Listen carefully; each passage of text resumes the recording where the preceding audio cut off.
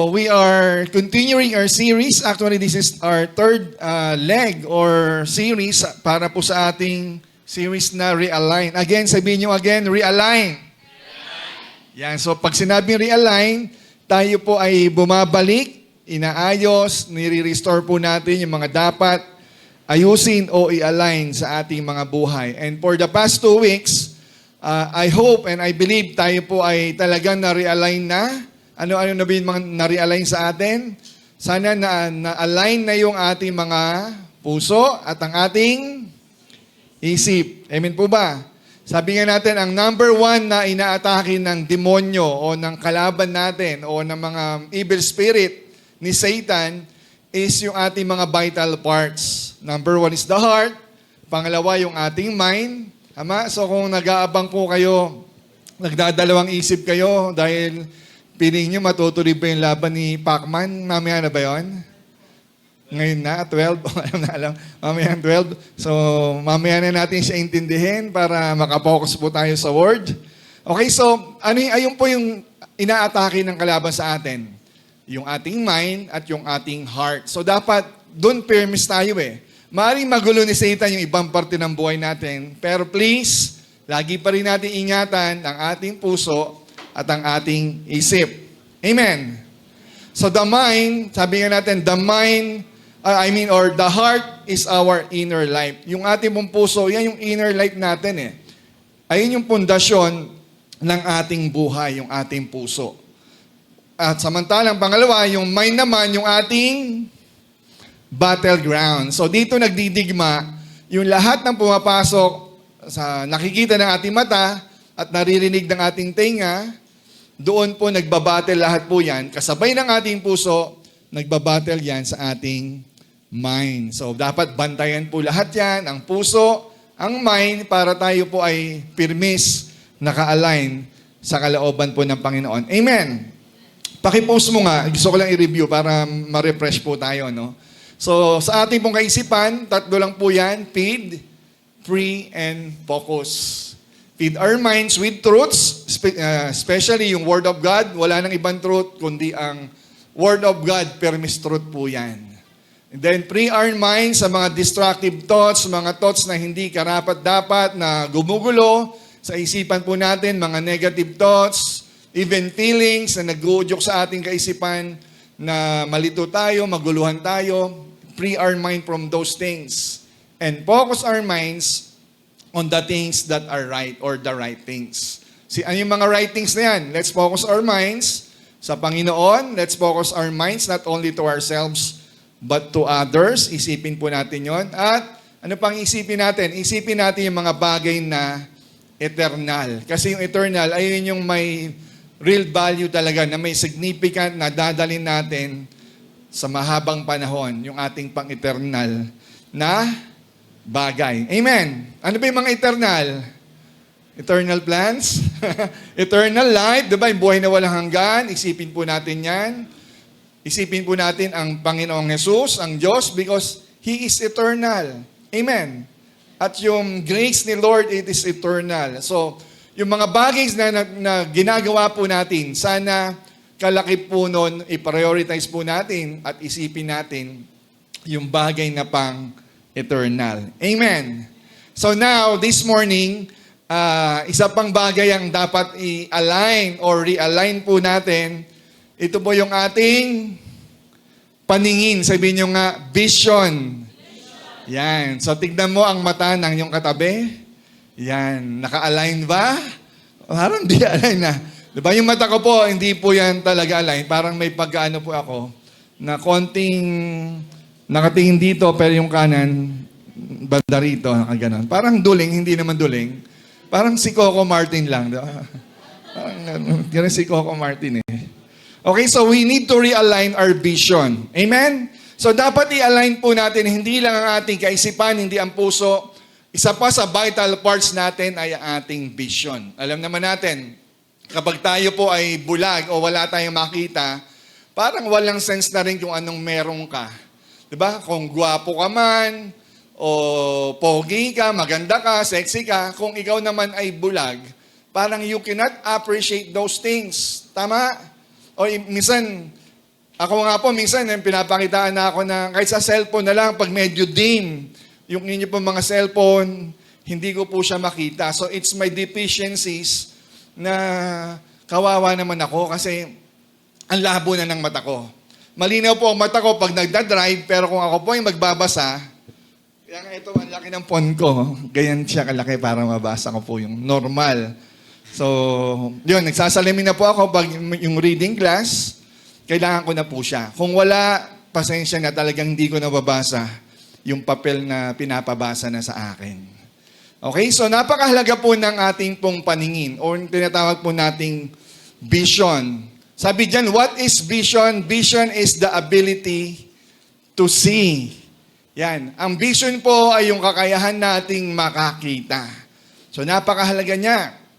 Tatlong aspeto ng kanya, ang ibig sabihin po, anong tatlong aspeto na to na dapat makita po natin? Number one, yung tinatawag nating physical sight. Eto, yung normal na nakikita mo, isa po yan sa meaning ng vision. What you see is that your vision. Yung iba sa atin, meron tinatawag na 20-80 ba yun? O 80-20 na vision, na paningin. Hindi ko alam yung tawag doon. Pero iba-iba yung mga bracket ng vision natin. Pero yung ano yung nakikita mo in the physical, what we call that vision is physical sight. Pero meron pang ibang vision, yung nakikita rin natin, kaya yung mental pala ay nakakakita rin. Tama? So kaya nga sabi siguro, the people are blinded by the devil, diba?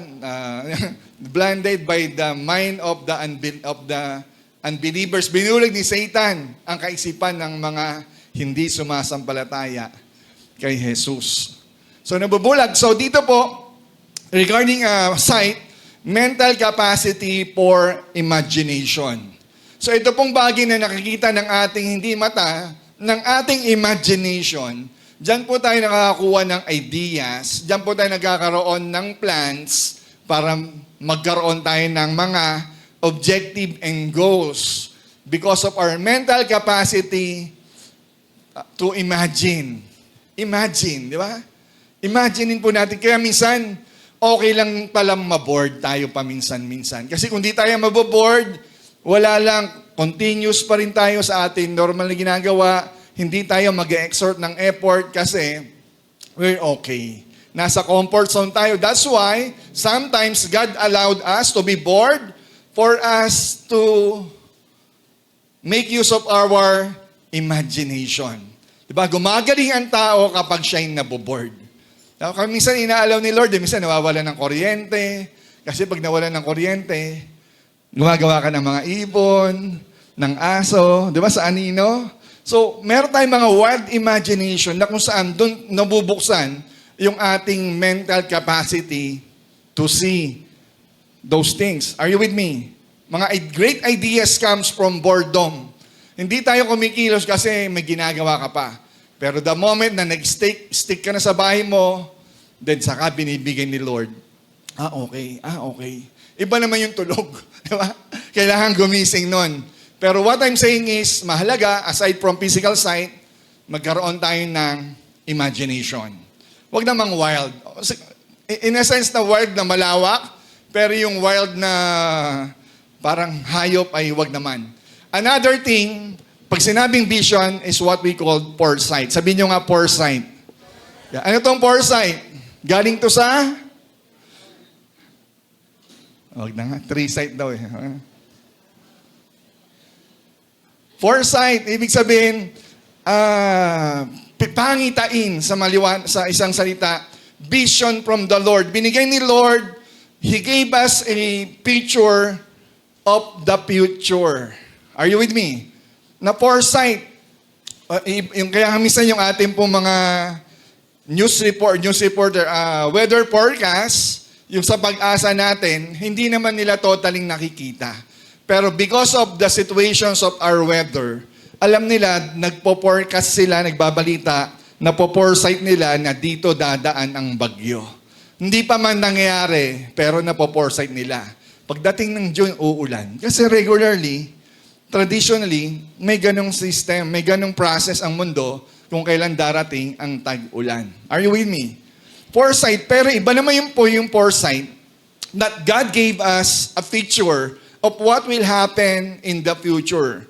Maybe sa kasama mo sa bahay, most probably karamihan sa atin. Ano yung vision na ibinigay sa atin ni Lord na kung saan doon tayo nagkakaroon nagkakaroon tayo ng boost, ng power to continue, or what we call motivation. Amen. Napo-foresight natin, pinakita sa akin ni Lord, ito ang mangyayari sa future ko. Ang tawag po ron ay pangitain. Amen? Hindi ito pangitain. Visions from the Lord. Are you with me? Now, in our context, para matumbok po natin yung i-explain ko, baka isa ro sa tatlo na yon ang ating pong pag-usapan. In our context, ito po yan. Vision is the ability to perceive or to see God's plan and purpose. Ma-perceive natin ng utak natin, either ng mata natin, in spiritual eyes, makita natin yung plano at ang layunin ng Diyos sa buhay po natin. Gusto niyo ba yan? What we need is vision. Diba? Alam naman natin dati that kayo, nung tumagal na kayo sa simbahan, I know, God gave you an vision. Binigyan kayo ni Lord ng vision na pinakita sa'yo na eto ang gagawin ko sa'yo, anak. Eto ang lalakaran mo. And that is vision. Sa Bible po, marami pong vision na pinakita ang God sa mga man of God or men and women of God. Sabi nga ng Proverbs 29 verse 18, for where there is no vision, the people perish. So napakahalaga po na makita po natin yung gustong ipagawa ni Lord sa atin. Kasi kung hindi, people will perish. King James Version po ang ginamit po niyan. Where there is no vision, the people perish. Are you with me? Normally, ginagamit po yan, ina-apply po yung verse na yan, maging sa mga kumpanya, maging in line of leadership where there is no vision. Kapag walang vision, napapahamak ang tao. Tama. Pag sinabing vision, walang nakitang revelation. Walang binigay na revelation sa atin si God. That's why ang tao, anong gagawin natin? Anong gagawin natin? Diba? Kasi walang direksyon, walang malinaw na vision. Are you with me? Now from NASB, sabi po sa NASB, next slide. Sabi dyan, where there is no vision, the people are unrestrained. Tapos sabi, happy is the one who keeps the law. So pag nakita po natin yung kasunod na verse, ayan, nakikita na natin yung context. Ama? So ibig sabihin, ito po ang taong binigyan ni Lord ng revelation o ng vision, ay susunod po yan. May restrain yan, nare-restrain. Pag sinabi po ang taong walang vision, unrestrained po yan. Ang sabi dyan, ang taong walang vision, ayaw magpa-control. Uncontrollable yan, beyond control kasi walang vision na binigay si Lord.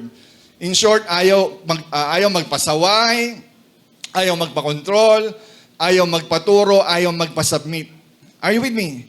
So that's why it's important for us Christians that we must be caught. Makuha tayo ng vision na pinapakita ni Lord. Hindi vision. Hindi rin ito ambition. Magkaiba po yun. Maaring meron tayong ambition. Maganda po yun, pero minsan hindi rin. Depende kasi sa ambition. Ang tanong, yung ambition mo ba? Kasama ba si Lord dyan? Kasi ikaw, ambition mo lang yan. Ambition mo yan. Hindi yan ambition. Vision is God's leading or God's purpose that given to us. May kausap ba ako? Na makita natin yung plano at purpose ng Diyos sa atin. And because of that, tayo po ay nagsasubmit, hindi tayo unrestrained. Ibig sabihin, He is the one who keeps the law. Kapag tayo ay sumusunod sa utos ng Panginoon, sinasabi lang dyan, yes, naiintindihan mo, na-receive mo ang vision ko. May kausap. Nagigets? Now, the question now, para po sa ating realign, kamusta po ang ating vision? Meron bang pinakita na si Lord sa atin? Or until now, wala pa tayong nakikita? Anong pinakita ni Lord sa buhay mo na mangyayari sa buhay mo? Minsan yung iba po sa atin, probably or karugtong po ito ng ating tinatawag na pangarap or dreams. May dreams tayo kasi even our dreams, yung ating mga pangarap ay ibinigay din naman ng Diyos sa atin. Tama? May pangarap siya. Parang kay Joseph the dreamer. Diba? God spoke to him, God gave revelation, not in a vision, but in a dream. Are you with me? Kasi minsan, revelation and dreams are revelations of God. Magkaiba nga lang. Kasi ang dreams, binibigay ni Lord yung purpose at plano niya in a dream kapag tulog ka. Pero ang vision, ibinibigay sa'yo kapag ikaw ay binabangungot. No, kapag ikaw ay gising. Diba? Pwede nananalangin ka and God gave you a vision. Pinakita ni Lord sa akin, eto ganyan. So that's a vision. Minsan ang vision, hindi siya directly literal na nakikita mo. Minsan it come from a symbol or a sign or a thing. Diba? Minsan pinagpipray natin, Lord, what's the meaning of this vision? Ayun yung nakita mo. So naman ipapaliwanag naman ni Lord sa iyo yan. Pero kung di mo maintindihan, you can ask your pastor, your spiritual leader, Pastor, ano pong ibig sabihin ng pinakita ni Lord sa akin na ganito? Okay? So that is vision. Again, kamusta ang ating vision? I believe meron mga vision si Lord sa atin, sa puso nyo. Ang tanong ko ngayon, nilalakaran mo pa rin ba yung vision na binigay o niligay sa iyo ni Lord? Or ang nilalakaran mo na lang ngayon ang inyong ambition? Are you with me? Tama? So, ang topic po natin is about vision. So, paano natin i-realign ito? Kasi kung ang nilalakaran na lang po natin ay ating ambition at hindi na ang vision ni Lord, therefore, we need realignment.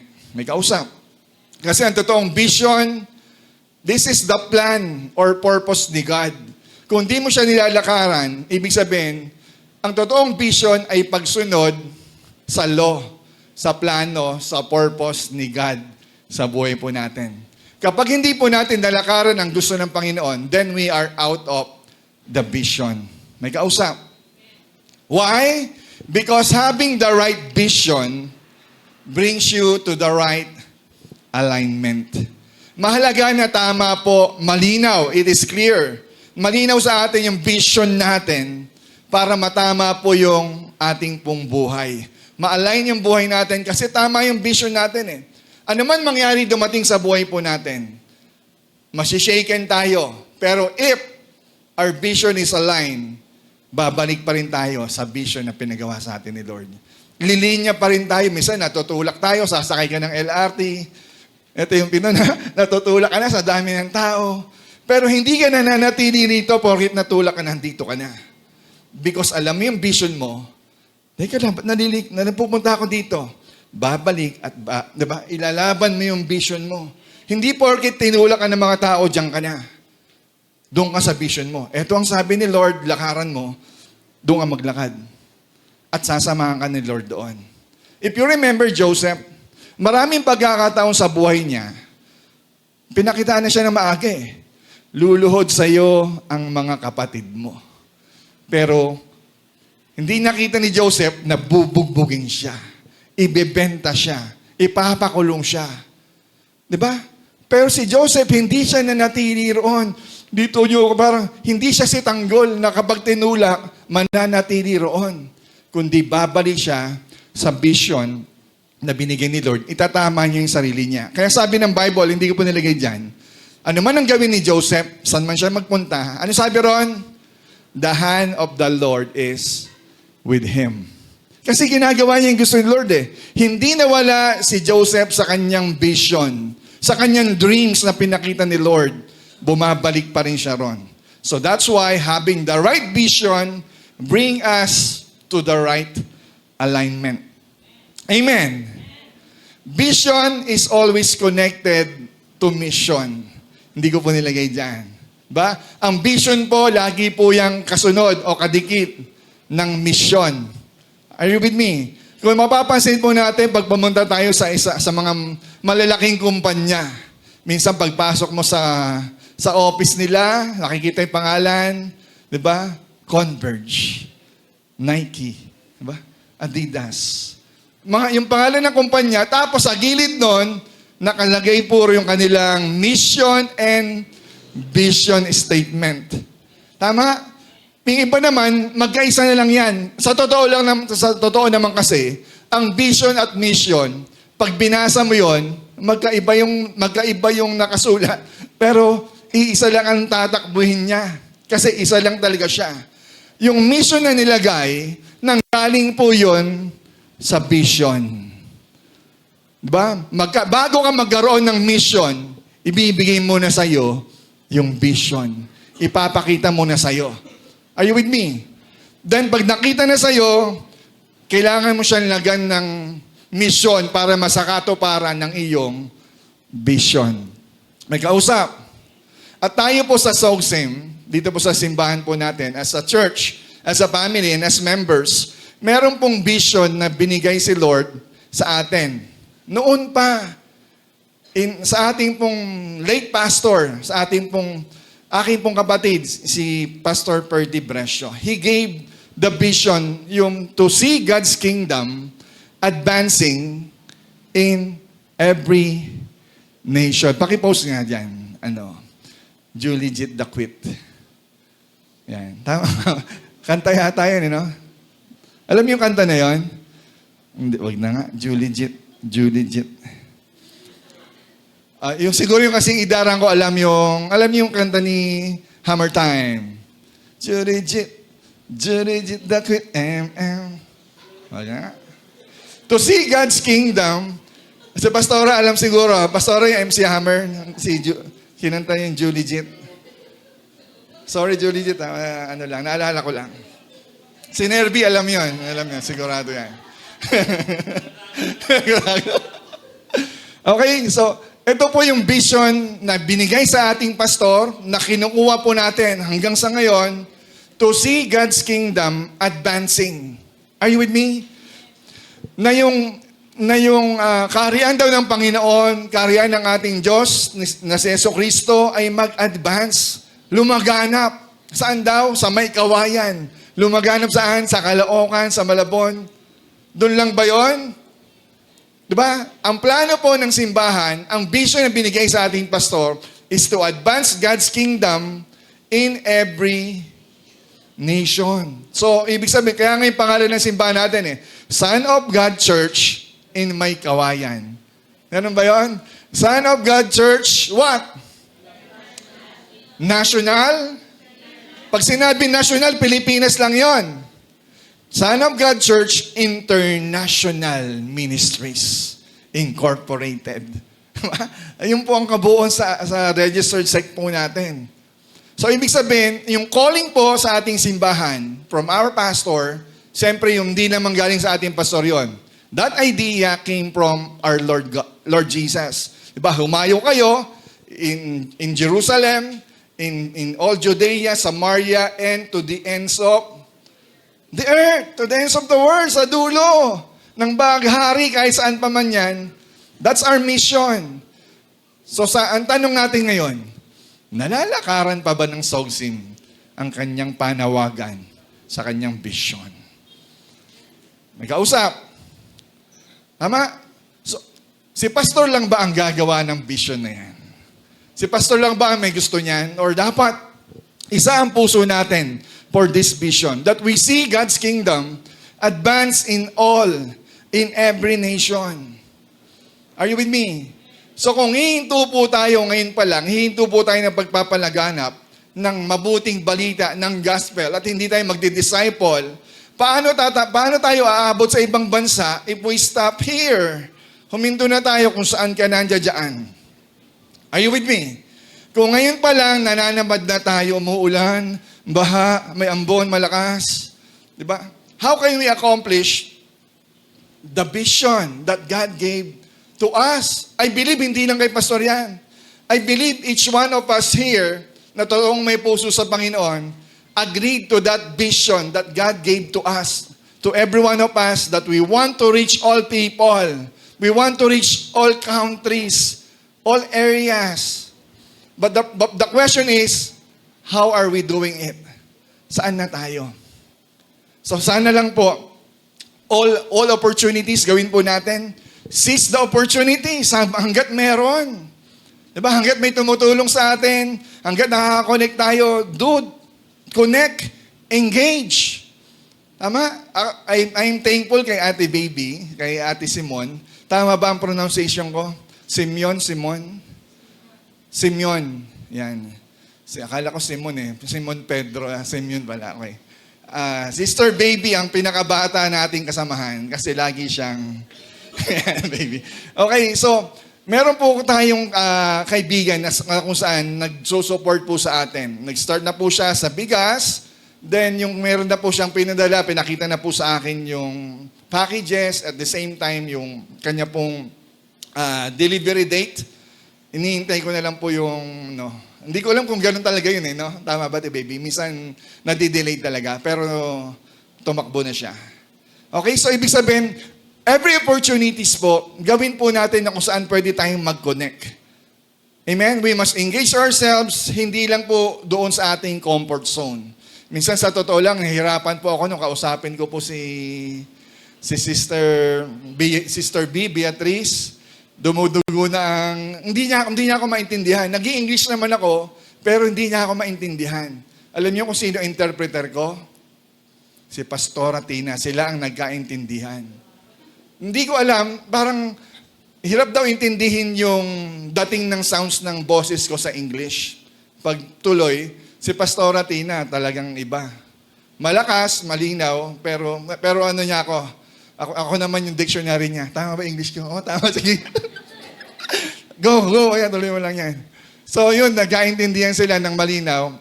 Okay, mas gusto niyang kausap si Pastora Tina kasi sa akin. Pero pagdating sa chat, ako naman nag-uusap sa kanya through chat. Sa actual lang, mas malinaw yung pronunciation daw at diction ni Tina sa kanya kaysa sa akin. Okay? So again, let's back to the vision. We have a vision.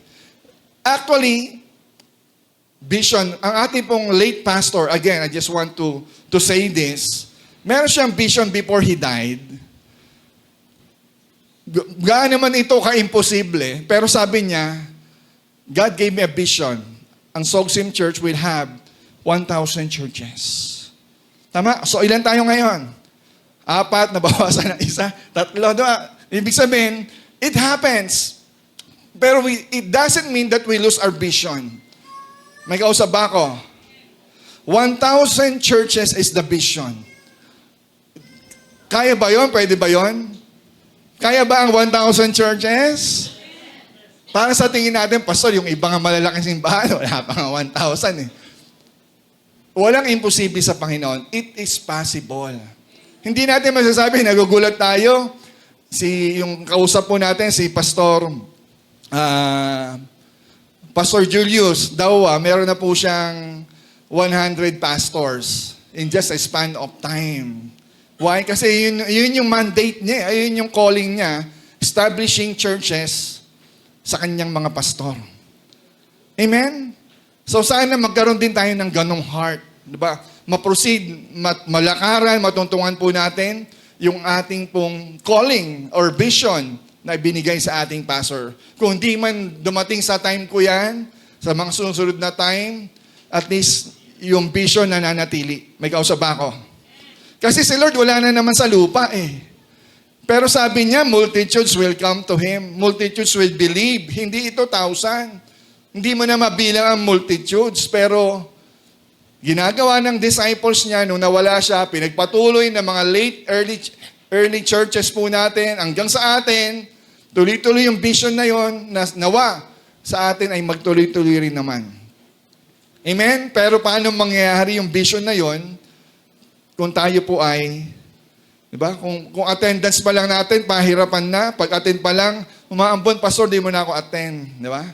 Granted ngayon, malakas po ang ulat at may baha, pwede po yan.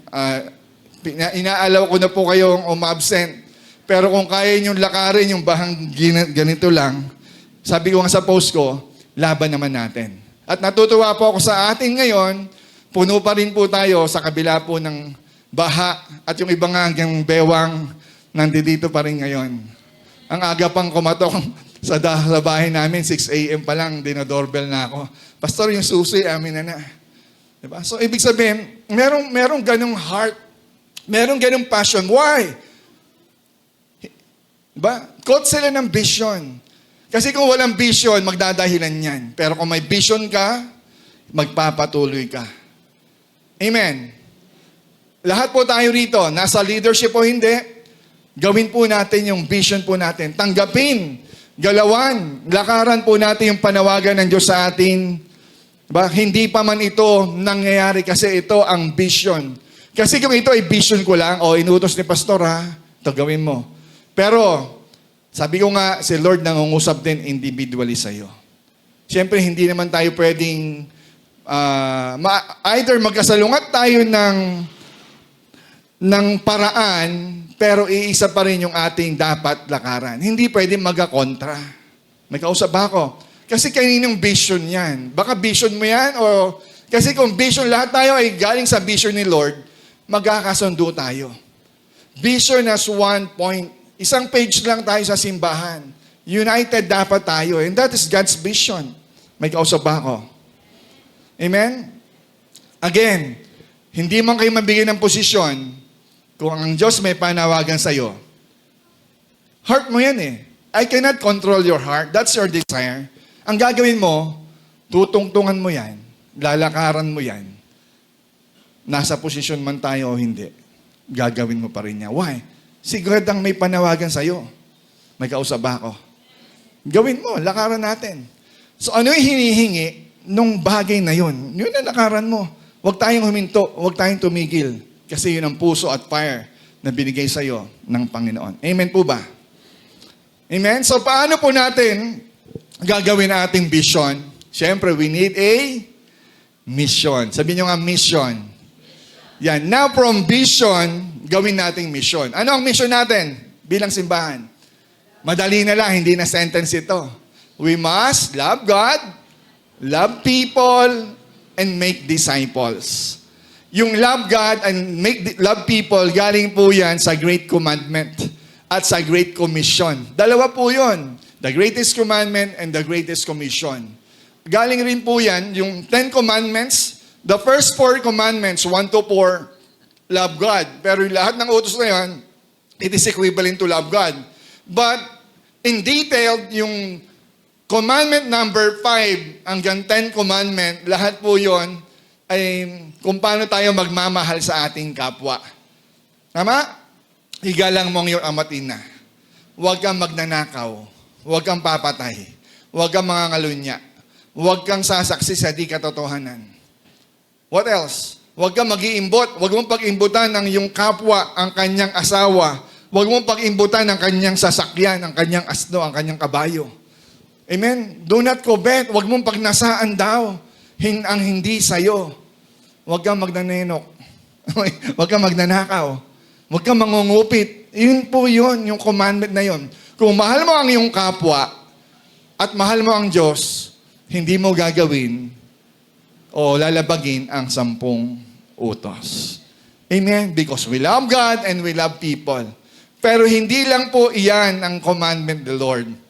Kung babasahin po natin, titignan po natin ang ating Bible, lagi po doon. Diba? Si Christ, before He ascended, meron siyang command.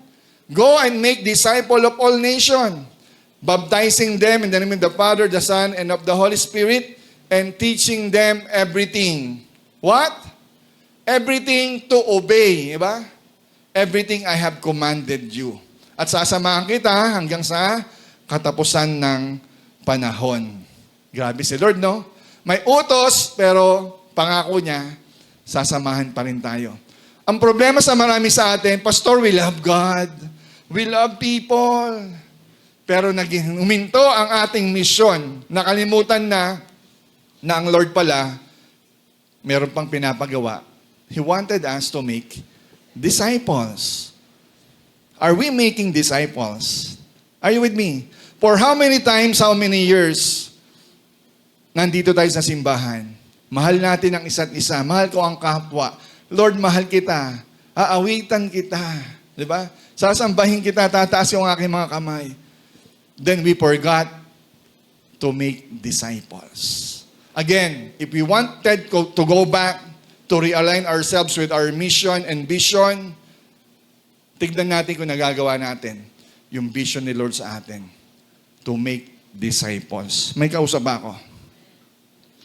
So, hindi po nating goal sa simbahan ang maka-attend lang linggo-linggo. Oy, ang goal ko maka-attend linggo-linggo. Hindi po yun ang goal. Make disciples. Kasama po yun, dagdag na lang po yung pag-attend natin to have fellowship. Pero ang pinaka-goal po natin, God mandated us, go and make disciples. Hindi make converts. Again, disciples po ito. So kung ang mandate po ng simbahan, hindi magparami ng membro. Ang mandate ng Lord sa atin, magparami ng disciples. Pag sinabing disciples, sumusunod sa gusto ng Lord. Amen? Habang tumatagal po ba tayo sa church, dapat na-align tayo sa vision at mission ng Lord sa atin. Ilang taon na po kayo sa church na ito? Baka ilang taon na tayo matagal na tayo dito, pero marami pa rin sa atin, baka hindi nyo pa alam ang ating mission at vision. Anong vision natin? Baka pupunta pa kayo dyan sa pintuan natin para silipin ang mission. Pero ilang taon na tayo nag-a-attend, still. Kasi if we don't caught by the vision, paano mo gagawin yon? Hindi nga nag-i-stay dito. Hindi nga tumatatak sa mata mo, hindi natin mabanggit. Anong vision natin? To see God? To see God's kingdom advancing in every nation. Makita natin na lumalaganap ang mabuting balita na ibabahagi. Paano lalaganap yun kung umiinto na tayo? May kausap pa ba ako? Ilang taon na tayo sa simbahan, dapat alam na natin ang ating pong mission. Hindi lang ng simbahan, bakit dapat tayo rin? Kung matagal na tayong Kristiyano, dapat alam mo na yung vision at purpose mo. Are you with me? Alam mo na yung lalakaran mo. Dumating ang problema, nagka-problema tayo, pero still babalik ka sa calling at panawagan ni Lord sa iyo. Amen. Dito po sa church, di ba? Sabahin na lang po natin. Paano niyo po i-treat ang mga bisita? Di ba? Welcome na welcome. Napaka-hospitable natin. Ang bisita, hindi natin yung mautusan. Maghugas ka, bisita ka eh. Yung kalat na nakita mo, damputin mo yan ha. Kasi hindi natin magagawa yan. Bakit? Bisita eh. Pero gaano katagal para masabi natin ang isang tao ay bisita? Kapag tayo ba ay lagi na nagkikita-kita ng maraming beses at ilang taon, kayo ba ay bisita pa? Ano na? Busita. Si Colonel Busita, pwede pa, no? Pero si Colonel Busita, hindi tayo busita. What I'm saying is, kapag tayo po ay lagi na nagkikita-kita sa church, ibig sabihin, hindi na po tayo bisita. Ang bisita yung minsan mo lang makita sa loob ng ilang beses o ano. Bisita yon. Pero kung lagi-lagi na tayo nagkikita, kahit hindi pa nga kayo nag-e-encounter pero kung lagi na tayo nagkikita, pwede mo na I am part of this community, I am part of this church, hindi na po ako bisita. May nakita po akong kalat dyan, dadamputin ko na po. May magulo po rito na aayusin ko na po. Bakit? Kasi tinitreat mo ang sarili mo na hindi na bisita. Sana sa haba-haba ng panahon at taon po natin, bilang isang Kristiyano at bilang membro ng ating simbahan, sana dumating yung time, parte ako ng simbahang ito. I am not a visitor. May kausap ba ako? Amen? May kakampi ba ako? Again, kapag walang vision, hindi niya gagawin. Hindi niya alam pag walang vision, hindi niya alam yung gagawin niya. Wala nga vision eh. Diba? Kung hanggang ngayon, hindi mo alam bakit ka nasa simbahan, hindi lang para mag-attendance tuwing linggo. Ang church po ay hindi lang para sa Sunday church o para sa Sunday service. Ang church po ay para sundin ang kalooban ng Panginoon. Sama-sama po tayo. Kahit mag-isa ka, magkakasama tayo. Ang objective natin, bigyan ng kaluguran ang Diyos at sundin ang kanyang kalooban. Amen.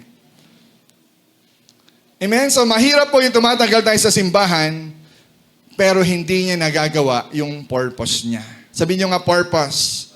Mahirap na tumatagal ka, pero hindi mo nagagawa ang purpose mo. Gaano kahirap yon? Sinabi nga ni Dr. Miles Monroe, sabi niya po dyan, the greatest tragedy, kita ba? Julie Jeet, pakibayan, salamat. The greatest tragedy in life is not death, but living a life without knowing His purpose. Amen. Ang akala po natin tragedy or malaking sakuna at dagok sa buhay natin yung kamatayan. Sa totoo lang, hindi po yan. Ang talagang dagok at tragedy ng buhay natin, yung tayo ay nabubuhay pero hindi natin nilalakaran o hindi man lang natin alam kung bakit ka nabubuhay. Ba't ba ako nabubuhay? Para kumain? Diba? Bakit ka ba nabubuhay? Para magtrabaho? Ganun ba tayo nabubuhay? That we should know our purpose. Amen. We should know the vision, the mission, and our purpose. Amen po ba? Hindi ka makakapunta sa dapat mong puntahan hanggat hindi mo pa nakikita yung dapat mong puntahan. Maliban na lang isama ka or kinarga ka ng van na puti. Hindi mo nakita yung pupuntahan mo. Pero tayo po, personally, hindi mo mapupuntahan yung dapat mong puntahan as long as hindi mo pa nakikita. As long as you don't perceive it. As long as hindi mo pa nakikita in your imagination, in your mind, or even your foresight, hindi ka makakapunta ron. So gusto mong puntahan yon, dapat makita mo muna. Amen. Gusto mo marating yung bagay na yon, dapat yung vision manggaling mismo sa Panginoon. Hanggat walang vision, again, walang direksyon. Wala kang patutunguhan as long as wala pang vision. Because vision give us the right direction. Yan po talaga ang vision. God gave us vision for us to align ourselves sa direksyon ni Lord. Kahit gaano po tayo kalakas, kahit gaano tayo kagaling, kung di naman natin nakikita, para rin tayong walang lakas at wala rin tayong mararating. Amen. Magaling ka, matalino ka, maganda ka, pero kung hindi mo naman makita yung dapat mong lakaran, wala ring sense. Nandiyan ka pa rin, nag-stay ka pa rin dyan. Why? Because you don't perceive it. Wala tayong vision coming from God, and we stay where we are because there is no vision. When vision is affected, a sense of vision is impaired. Nadadamay ang mission kasi hindi malinaw or klaro sa'yo ang iyong vision. May kausap ba ako? Matcha. Okay? God's vision gives us a clear compass. Ang vision po ni Lord, nagsisilbi po siyang compass. Alam niyo yung compass? Ituturo niya yung direksyon na dapat mong puntahan. Ayan ang vision ni Lord. Si Lord hindi magtuturo na kung saan ililigaw ka niya. Ang direksyon ng compass, lagi yan papalapit sa Panginoon. Hindi yan papalayo kay Lord. Amen. Yung compass ni Lord, para sa Kanya, para direksyon para sa Kanya at hindi papalayo sa Panginoon. God gave us a clear vision as a compass. Amen. Another thing, God's vision is first given to His leader. Amen po ba? Abraham, God spoke to Abraham in a vision. God spoke to Moses in a vision. God spoke to Israel, 'di ba? Kay Jacob mismo. God spoke to Israel in a vision. Ibig sabihin, bago kausapin ang mga tao, pinapadaan madalas ni Lord sa kanyang prophets, sa kanyang priests. in our time, in the New Testament, sa kanyang mga pastors. Amen po ba? Tama? That's why God gave us leaders. Kasi kung, ay, nangungusap naman sa akin si Lord, sa akin din nangungusap. So, hindi na natin kailangan ng leader, hindi na natin kailangan ng pastor, but God gave us pastors. Amen. God gave us leaders for us to guide us. Kasi sasabihin natin, pastor, sa akin nangusap si Lord sa akin. Pumunta raw tayo sa Jollibee. Sabi naman ni sister, sa akin din nangusap eh. Punta raw tayo sa McDo. Diba? So, sino ang susundin natin? Parehas pala nangusap sa inyo si Lord eh, Jollibee, McDo. So, nakakatakot. Kung lahat na lang, ang hirap kontrahin yun kasi nangusap mismo si Lord. Sabi, sumunta raw ang simbahan sa McDo. Pumunta ang simbahan sa Jollibee. Diba? Nag-aaway-aaway yung dalawa. Amen? So, kaninong vision ang dapat nating sundan? That's why God gave us leaders. God gave us guide for us, to guide us. May kausap ako. Kung naguguluhan po ang bawat isa, lahat tayo, I believe nangungusap naman si God po sa atin. But to have clear and order direction, God gave us leaders to follow and to obey. Kasi kiklaim mo, tama ka, kiklaim niya, tama siya. So sino nang tama? And we need leaders to guide us. May kausap ako. Naalala ko tuloy si Miriam, saka sino yun? Si Aaron. Miriam and Aaron, magkapatid po yan. Hindi ba? Kinontra nila si Moses. Sabi ni Miriam, bakit? Kay Moses lang ba nangungusap ang Diyos? Hindi ba't sa atin din? Di ba? Ibig sabihin, may argument kasi si Moses eh. Ito gusto gawin ni Moses, si Miriam ayaw sumunod, ito ginawa niya. Hindi, ba't sa ilang ba nangungusap si God? Anong ginawa ni Lord? Hindi pa tapos magsalita si Miriam. Anong ginawa ni Lord? Sabi ng Bible, God left Miriam. Left na group talaga siya ron. Ba? Nag-uusap, nagda-dialogue si Miriam in the presence of God. Hindi naman literally, pero yung presence ni God, alam niya nando doon. Nagsasalita si Miriam, iniwan. Alam niyo yung feeling na ganon? Iniwan ka? Yun ang nangyari nung time na yun. Habang nagpapaliwalag si Miriam, umalis si God, tinalikuran. God turned around to Miriam. Then ano nangyari? Nagkasakit si Miriam ng what? Bulutong? Leprosy, ng ketong. Diba? So, that's the problem. Ibig sabihin, God gave us leaders for instructions. Pero if nagkakagulo tayo ang sinusundan natin, ito ba o ito ba? God has given us pastors. God gave you leaders na makita yung vision ni Lord for the church na ang imo-model ay si Jesus Christ. Imo-model, ituturo yung teachings and ministry ng ating Lord. The moment na ang ating leader ay hindi lumalakad doon, tanungin natin, hindi nilalakaran ng aming leader. Then we could kausapin, hindi na yata nilalakaran ng aming leader ang vision ng aming Panginoong Jesus. May kausap ba ako?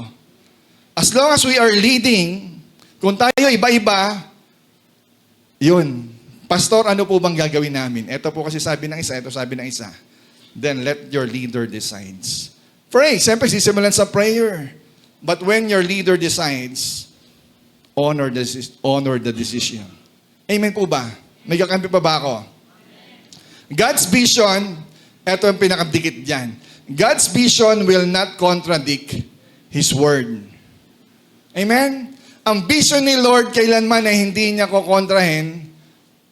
Nakita na ba? Next mo nga. God's vision will not contradict His word. Julie Jit, pakilipat.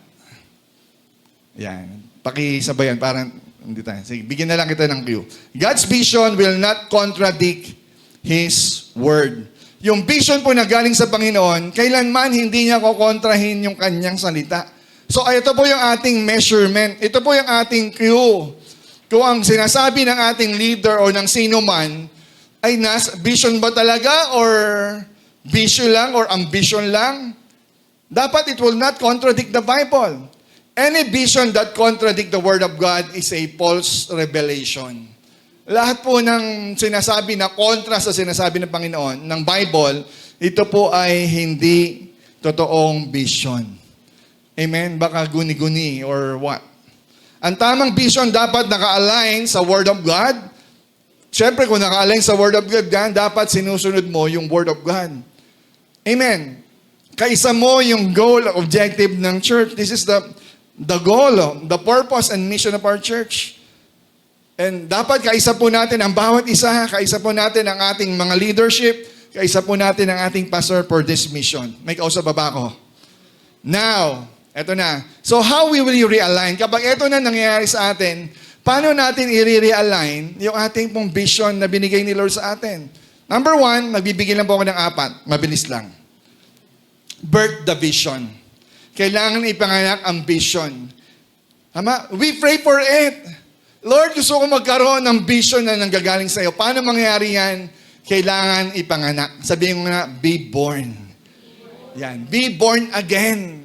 Sa totoo lang, you cannot receive God's vision unless you are born into a spiritual family. Born of God. May kausap ba ako? You cannot have this vision, next slide, until your heart is given to God. Hindi mo marireceive ang vision kapag ang puso mo hindi mo pa naibibigay sa Diyos. Proverbs 23 verse 26, My son, give me your heart and let your eyes observe my ways. Ang commandment po ni Lord through the wisdom of King Solomon is, mga anak, tayo po, we consider ourselves as sons and daughters of the Lord, sumusunod sa Panginoon. Ang command ni Lord sa atin, ang command ng tatay, anak, give me your heart. Let your eyes observe me. Tingin sa akin. Eto, sundan mo lang ako. Ang gusto ni Lord, para makot tayo ng vision, maipanganak yung vision ni Lord sa atin, iisa yung puso natin sa Panginoon, observe His ways, and give your heart to Him. Hanggat hindi mo binibigay, laging blurred ang makikita natin. Hanggat hindi mo binibigay ang puso mo sa Panginoon, wala akong makita. Kaya ang gulo natin, walang direction, walang vision eh. So kailangan po natin ibigay ang puso for God to give us His vision. John chapter 3 verse 3. Sabi diyan, truly Jesus answered, Truly, truly, I say to you, unless one is born again, he cannot see the kingdom of God. So ito pong you cannot see the kingdom of God. Ang requirements po, di ba sabi dyan, you must be born again. Para ano raw? For you to see the kingdom of God. Para makita mo ang kaharian ng Diyos. Pero yung ibang theologians, ibang scholars, meron silang ibang interpretation, which is pwede rin naman. Unless one is born from above, unless one is born from spirit, ipanganak ka sa Espiritu ng Panginoon, hindi ka paghaharian ng Diyos. You cannot see, you cannot perceive and understand the things of God unless you are born again. Unless you are born from above. Ito po ang sinabi ni Jesus kay Nicodemo. Dahil si Nicodemo nalilito, paano ba ako pupunta ng langit? Kailangan ipanganak ka muli. Kailangan ba bumalik ako sa tiyan ng aking nanay at iluwal muli para sabing ipanganak na muli? Hindi ganon. Sabi niyo, hindi ganon. Paano maging born again? Ang born again, dyan po na ko yung salitang born again, ang born again ay hindi pagsama sa mga born again. Ang born again ay hindi pag-attend ng simbahan. Ang born again ay hindi pagsama sa reliyon. Kahit sumama ka sa born again, hindi magaganap ang pagiging born again mo sa pagsama. So, paano mangyayari? Kailangang ipanganak ka muli. Anong paraan? Diba? Born from above. Born from the Spirit. Ipanganak ka muli sa Espiritu. Paano yung pastor? Paano ipanganak na muli sa Espiritu? Sa Espiritu at sa katotohanan. Basahin po natin. Romans chapter 8, verse 7. The mind that is set on the flesh is hostile or hostile to God, for it does not submit to God's law. Indeed, it cannot. Those who are in the flesh cannot please God. So dito nakikita po natin, no, ang mga taong wala pa kay Kristo, the mind that is set on the flesh, kung tayo po ay namumuhay pa sa ating mga laman, ang sabi dyan ni Pablo, tayo raw ay hostile. Tayo raw ay enmity. Tayo raw ay kalaban ng Diyos. Grabe, no? Kapag hindi pala tayo sumuko at nanampalataya sa Diyos, ang turing sa atin ng Diyos ay hostile to God. Kaaway ng Diyos, sa Tagalog po niyan. Hindi siya magsasubmit sa salita ng Diyos. Kahit anong basa niya dyan, hindi niya magsasubmit. Hostile nga siya. Bakit? Indeed, it cannot. Hindi niya kaya. God's law, indeed, it cannot. Ibig sabihin, hindi siya magsasubmit kasi hindi niya kaya. Do you get what I'm saying? Kahit gusto mo, pero dahil you are in the flesh, hindi mo siya kayang tanggapin. Kaya maraming tao, ba't hindi naniniwala sa Diyos sa kabila ng piniresent ng gospel? Kasi hindi pa na-quicken or nabago ang puso. Hindi pa naipanganak muli sa Espiritu. Those who are in the flesh cannot please God. Verse 9, next slide. Sabi diyan, however, you are not in the flesh but in spirit. So kausap niya kasi dito yung Kristiyano na. Kayo ay na kay Kristo na. If in fact the Spirit of God dwells in you. So may manifestation. Tayo raw po ay na kay Kristo na. Tayo raw po ay born again na kapag ang banal na Espiritu ay nananahan na sa atin. So nakikita pala yun. So kung hindi makita sa atin ang Espiritu Santo, you are not being born again yet. Anyone who does not have the Spirit of Christ, ibig sabihin, anyone na wala pang Espiritu ng banal na Espiritu, lahat po kasi ng sinabi diyan, bagaman Spirit of Christ, it refers to the Holy Spirit. Anyone who does not have the Holy Spirit or the Spirit of Christ, he is not belong to Christ. Naintindihan? Malinaw po ba? Hanggat hindi raw po tayo nabababaan or napapanganak sa Espiritu, hindi pa rin tayo kay Kristo. Hanggat hindi tayo sumusuko, hanggat hindi tayo sumasampalataya kay Jesus, hindi ka pa kay Kristo. So how can you realign? How can you have that vision? You cannot have that vision if you're not being birthed. Kailangan tayong ipanganak muli. Paano mangyari? Tanggapin mo si Jesus bilang Diyos mo at tagapagligtas.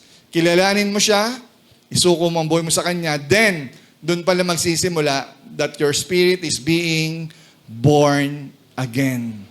Tinanggap mo yung salita, tinanggap mo si Yesu Cristo, now you are being born again. That's number one. Number two, how we would realign our lives? Write the vision. Sabihin nyo nga, write the vision.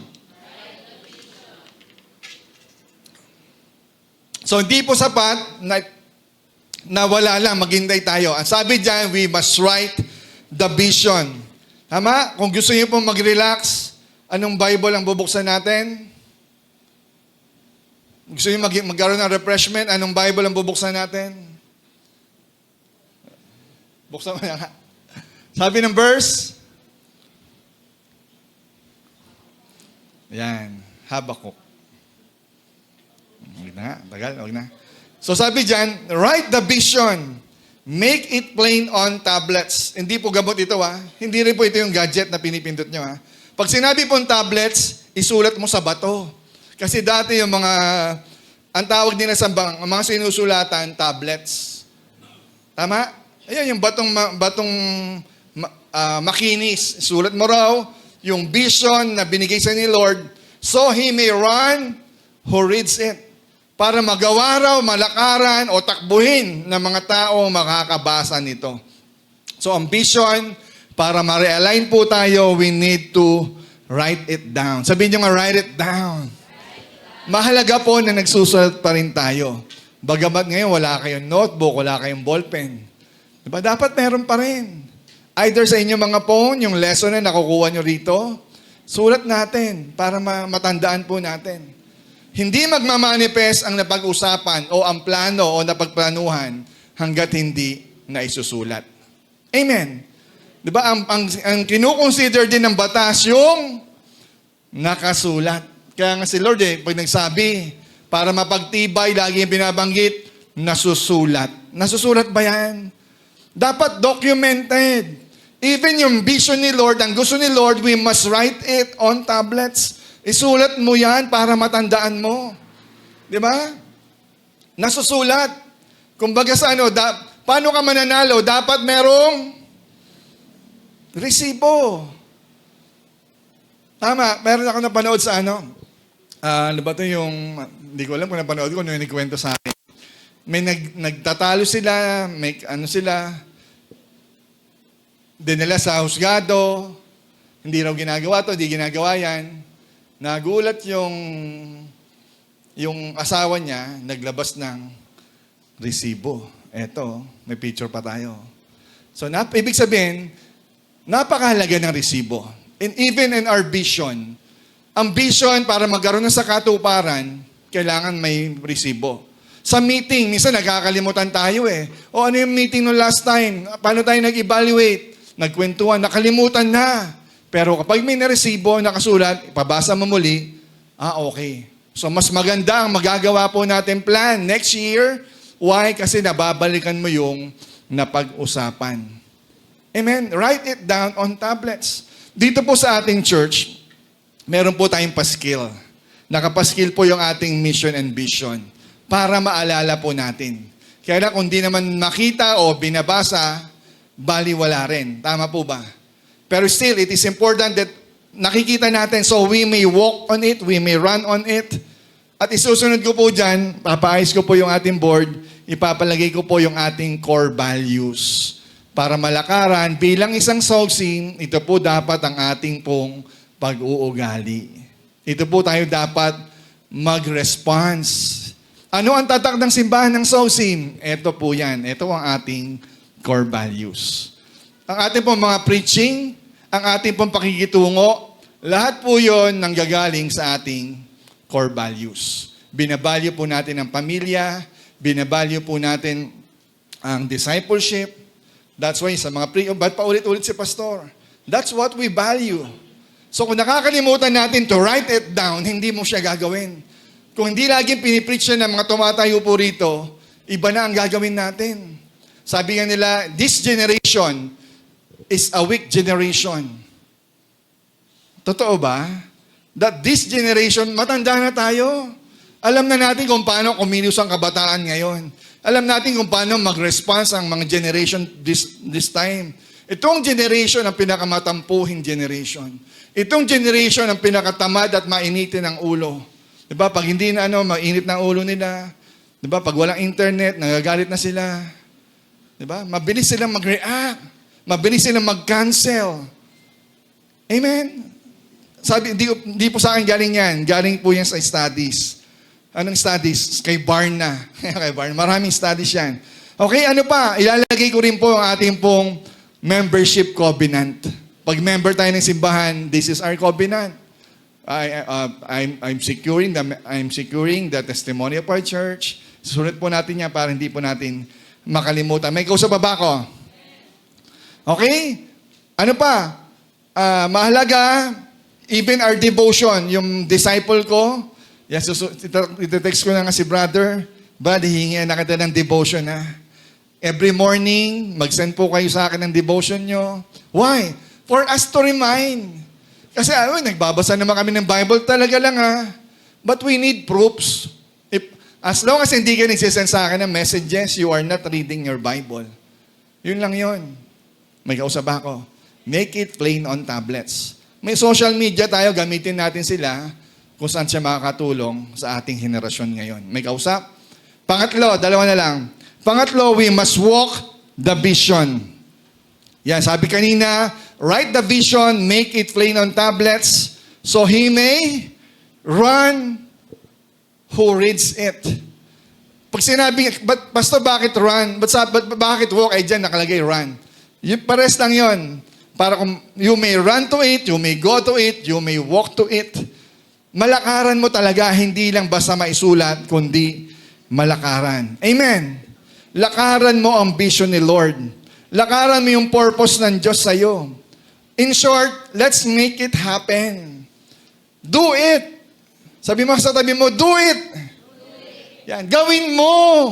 Hindi mo lang nabasa. Amen? Kaya yung vision natin, baliwala ang vision kung nabasa mo lang. Kailangan po natin siya para ma-realign tayo, nabasa na natin, now, do it. Walk on it. Live on it. Lakaran natin. Nawawala tayo sa vision kung hanggang pangarap at basa-basa lang tayo. Dapat may aksyon. May kausap pa ba ako? Wala tayo sa vision kung basa lang tayo, pakinig lang tayo. Wala. Dapat you must obey the law, walk on it, gawin mo siya, nananatili tayo sa vision. Kung gusto mong lalo mapalapit kay Lord, yung mga hindi pa nag-encounter, mag-encounter po tayo. Hindi, ay, ang ganda ng testimony ni sister, nakaka-encourage. Nag-encounter po siya. Kung tayo for how many times, na-encourage lang tayo, pero ayaw naman nating lakaran, ayaw natin tuntungan. Subukan ko nga yung encounter na yan. Hindi, kayo na lang muna. Dito lang muna ako. Kailan po tayo magseseryoso? Ba? Kapag wala ng time. Sabi nga ng isang pastor, we must seize the opportunities. Kapag binibigyan tayo ng opportunity, grab it. Meron po tayong parating na encounter. Pastor, saka na ako mag-encounter. Next year pa uli yun. Eto na oh. Kaya lang tanong, aabot ka ba next year? Diba? Diba? Hindi natin alam. Seize the opportunity. Sabi nga, anin pa ang damo kung kalbo na ang damo. Kung patay na ang kabayo. Tama? So, habang may opportunity na gawin mo, may opportunity ka na langaran ng vision, grab the opportunity. Mag-encounter ka, gawin mo. Tama na po yung procrastination. Tama na yon, balang araw. Balang araw, pastor. Sige. Hindi lang po tayo dapat puro salita. Hindi lang tayo dapat magaling magsalita. Dapat ating po itong ginagawa at nilalakaran. Why? Hindi sa lahat ng panahon ay may pagkakataon. Hindi laging ganyan yan. Ang buhay may deadline. Diba? Ang kuryente natin, internet natin, may deadline yan. Hindi yan only. Everything has a deadline. Ang tanong, kapag hindi mo ginagawa yung opportunity, aabot ka pa kaya sa deadline? Ayan, nagbusina na. Amen po ba? And last, finally, samahan na po ako ng maganda nating keyboardista. Be caught by the vision. Amen? Be born by the vision, birthed by the vision, write the vision, walk the vision, and we must be caught by the vision. Dapat nabihag tayo ng vision. Huli tayo ng vision. Nagigets po ba? Dapat, ibig sabihin, nasalo natin yung vision. At ang vision ang sumalo talaga sa atin. You know what? Kapag tayo po ay caught ng vision, seryoso tayo. Amen. Kapag tayo ay caught ng vision, seryoso tayo. Ibig sabihin, pag hindi ka seryoso, you are not caught by the vision. Tanong, hanggang kailan tayo hindi makokot? Ibig sabihin, hanggang kailan ka hindi magseseryoso? Hindi yung pag may blessing lang tayo, saka lang tayo happy, pero kapag nahihirapan na tayo, maatras na tayo, tatamarin na tayo, aayaw na tayo. We must be caught by the vision. Kapag tayo ay caught ng vision, we will stay. Kapag tayo caught ng vision, we will be faithful no matter what. Amen po ba? Nakapokus pa rin tayo in spite of trials. Nakapokus pa rin tayo sa vision ni Lord sa atin in spite of our personal problems. I know, marami sa atin, bawat isa sa atin may kanya-kanyang battles, may kanya-kanyang problema sa buhay, pero still, nilalakaran mo pa rin yung vision ni Lord kasi you are caught by the vision. Focus tayo. Ang caught ng vision, hindi yan madaling matisod. Kasi surrender yan kay Jesus. Amen? na-open tayo ng kapatid, pero okay lang. It's normal thing. Hindi ka matitisod. Bakit? Kay Jesus ako sumusunod eh. Kay Jesus ako nakasurrendered eh. Kasi kung hahanapan natin ang bawat isa, wala mananatili sa church. Lahat tayo aalis na lang. Kasi nakaka-open eh. Natisod ka, nasaktan ka.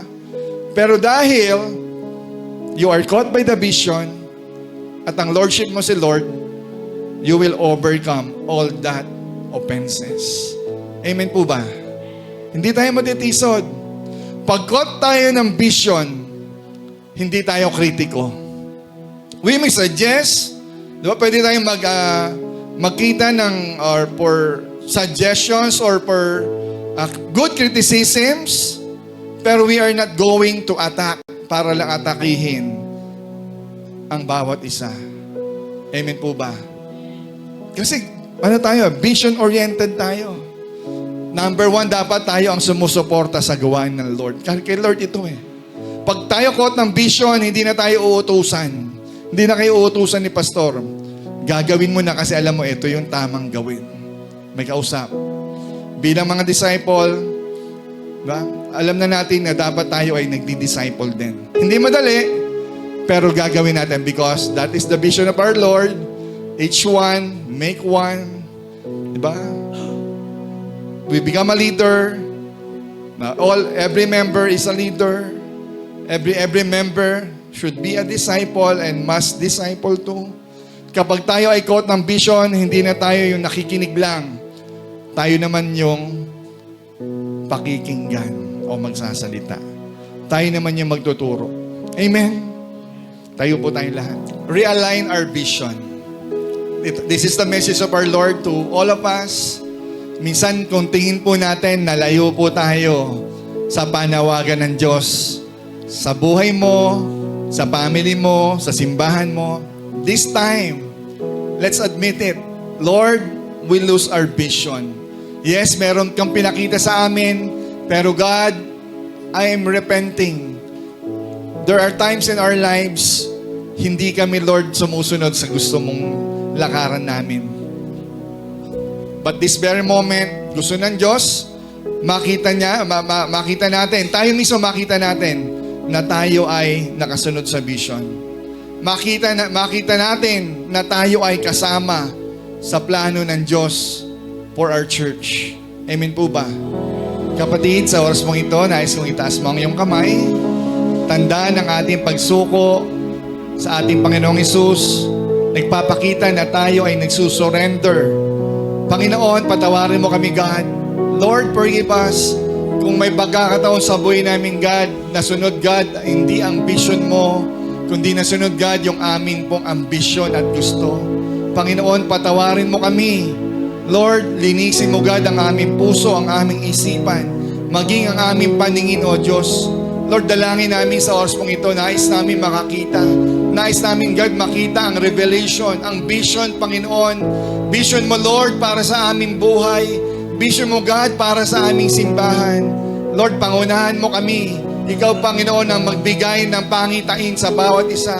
Encourage us, God. Motivate us, God, for this vision. Panginoon, kung di po kami nakakakita for how many times, how many years, God, hindi ka namin maramdaman. God, check our hearts. We surrender our hearts and we want, God, a new vision, a new and fresh revelations coming from you, God. Panginoon, gawin mong buhay, magrema sa amin, God, ang iyong salita sa aming mga devotion. Mangusap ka, Panginoon, mag-manifest, God, ang kapangyarihan mo, God, sa aming mga buhay. Lord, thank you, God, for your word. Salamat, Panginoon. Sinusuko namin ang aming sarili. We allow your word, we allow your spirit to move upon our lives. Salamat, God, in Jesus' name.